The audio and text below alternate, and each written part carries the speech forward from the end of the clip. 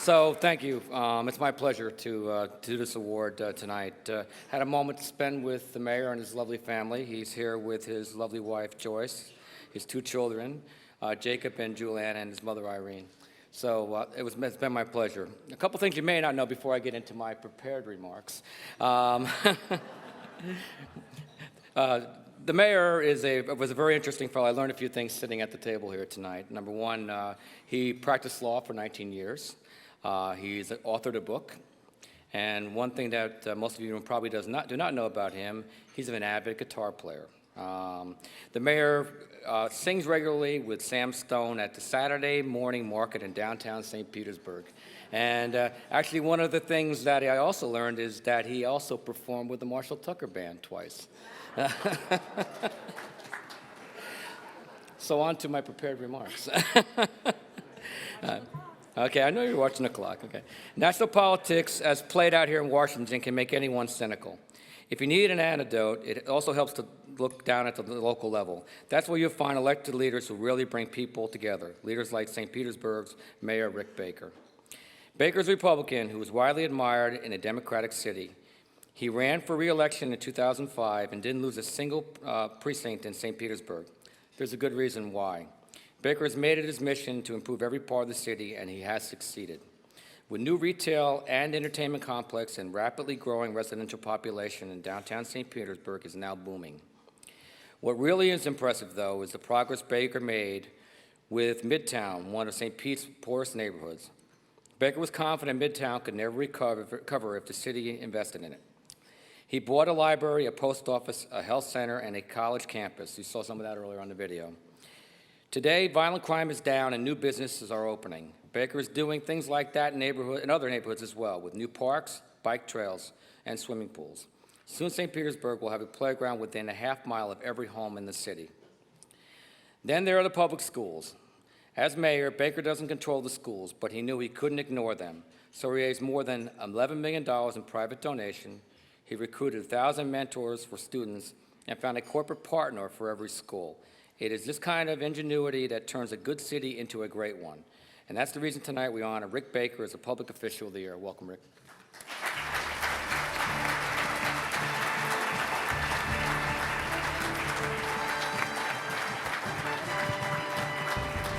Well, good evening. Thank you, Kevin. I should also mention I'm a Rays fan. I don't know if you all follow that. Phil Mangano back there. Phil, you're from Boston, aren't you? I love you anyways, Phil.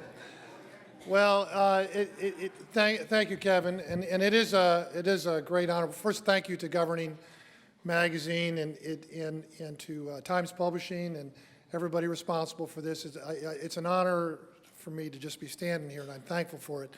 We were asked a couple things as speakers.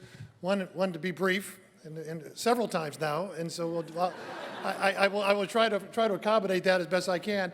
I'm a mayor, I got to talk. But the other is to not spend all the time thanking people, but I do have to recognize and thank the people, my good friends and family who came and spent the time to come here and have been a very important part of my life, and I thank you for coming. And I have to especially thank my mother and my wife Joyce and my two children who have shared this journey with me in a very difficult and great time. So I thank you for that. You're not allowed to applause. That took 5 seconds from my time, so no more applause. The other thing we were asked to do is to identify, again briefly, a couple things that we've learned.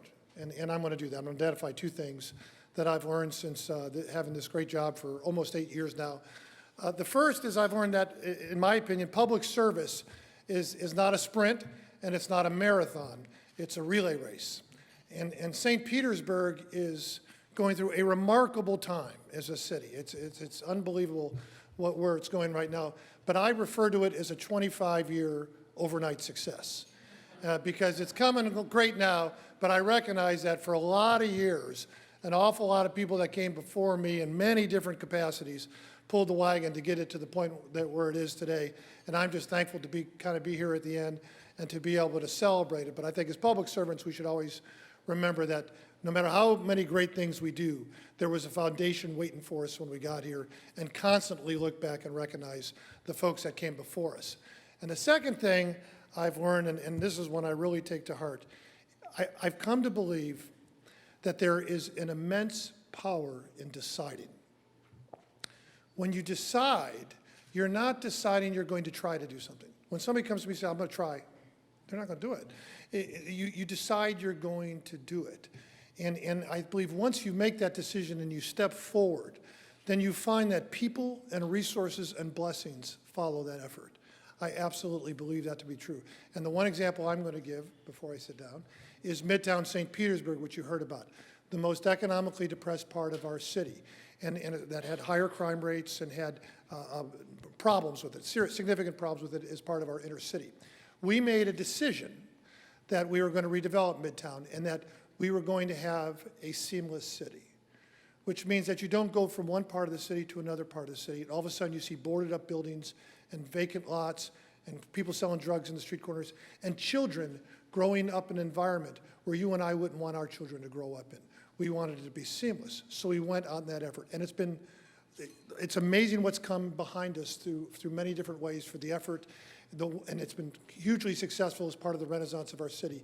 But the one example I'll give is the post office example, and then I'll sit down.